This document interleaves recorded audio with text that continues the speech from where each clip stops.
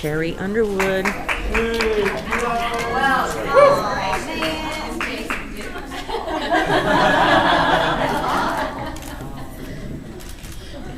that about a foot.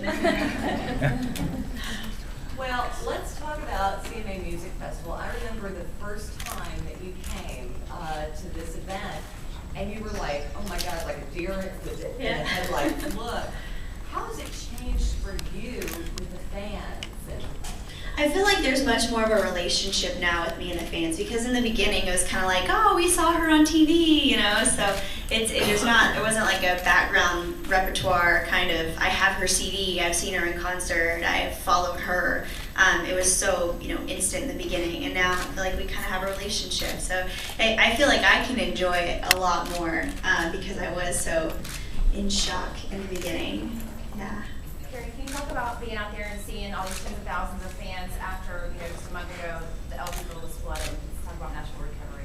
I think if I didn't know any better, I wouldn't know anything was different, and that's really great because people still come out and have a good time, and you drive around downtown, there's people everywhere, and it just shows you that we are playing on. That's happens to be my album title, and it's like Nashville's theme right now.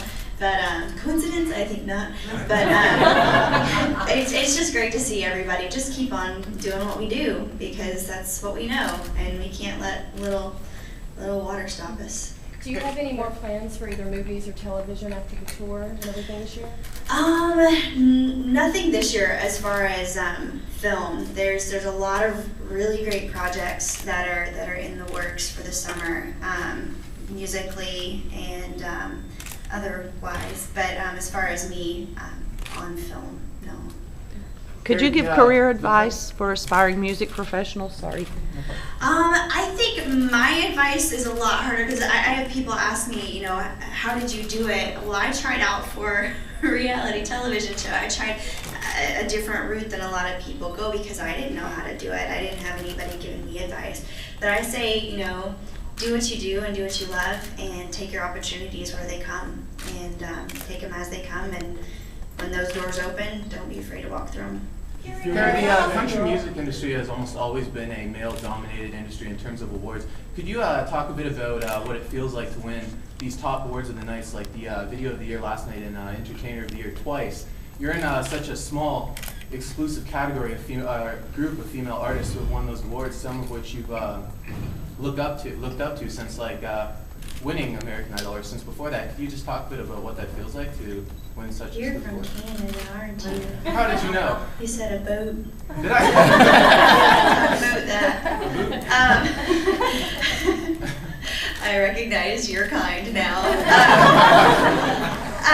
It's really great, and I think right now country music's so exciting because there's so many males and females that are just out there doing so great, and there's so many different people, which is really awesome because I think people can turn on the radio or watch an award show or something like this tonight and find something that they really love.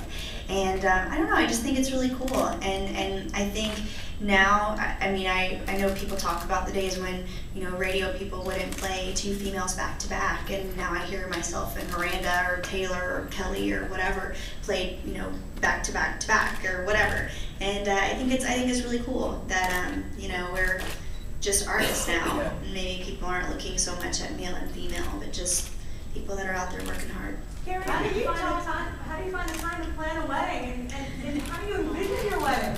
I have a really great planner, and both of us are very busy.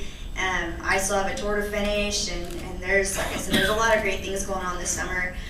So it's kind of like getting through all that and taking things one step at a time, and lots of phone and email conversations. What about a honeymoon? Are you gonna have a honeymoon? Yeah, but I don't know where it is. It's a surprise. So that was Mike's project, and I have no clue where we're going, which is nice. I know it'll be warm. That's about it. What gift most excites you on your wedding registry, and why? We really didn't register because we just want people there. So the basics are always nice, a nice wine or something. We can write your name on it when you come over for dinner. We break it out. But we just want people there. That's the best gift. Can you please talk about your evolution? I could be dreaming this, but I remember when you first started that you talked about being on stage and that if people were coming to see a big wow pizzazz kind of show that that wasn't your deal, that you were more of a performer and a singer. And now you've really come into your own. I mean, even your sense of humor has blossomed, or at least we've begun to see it. Your costume designer talks about how you're willing to take more risks and be a little sexier, and you really have kind of that strut and that prance on stage down. Can you talk about to what you attribute that growth and that blossoming? But I feel like as far as touring goes, and you know, bright lights versus nothing, I feel like that kind of will always continue to vary from album to album. After the whole Entertainer of the Year win, I felt like it was time to kind of have more wow moments in the show, and I might follow that up next year with like an acoustic tour with nothing. And I think that would probably just about be my favorite thing. There's so many in the show, so many moments in the show right now that I absolutely love. I've never done before. They're so exciting for me because they're so new for me. But my love is singing, and I could stand in front of a microphone and just do that all day long and be so happy with that. So I think that just will go back and forth and just find new ways to keep it really interesting for me and the fans. But yeah, I think practice, I don't know if it makes perfect, but it definitely makes better. And coming off of American Idol and everything, I was horrified. I didn't know what I was doing, and I was always afraid I was going to say something wrong or wear something wrong or do something wrong.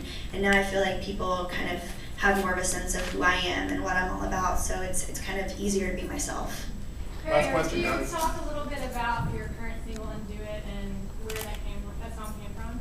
Well, it's kind of funny. In the writing session, I was out in LA writing with Carrie Underwood, Luke Laird, Marty Fredrickson, and of course myself. And we wrote Mama's Song and Undo It in like the same couple of days. So it was really cool to have two completely different songs from the same group of people and the same energy going on in the same room.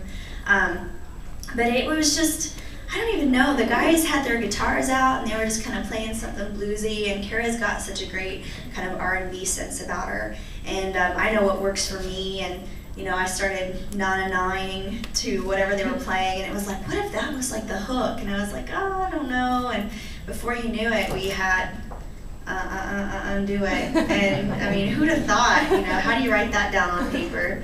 But I don't know, it was something that it didn't take that long to write, and it's so much fun to sing on stage, and people get into it, and you listen to it twice, you know all the words, so that's always good, and it's stuck in there. But yeah, we have a lot of fun with it.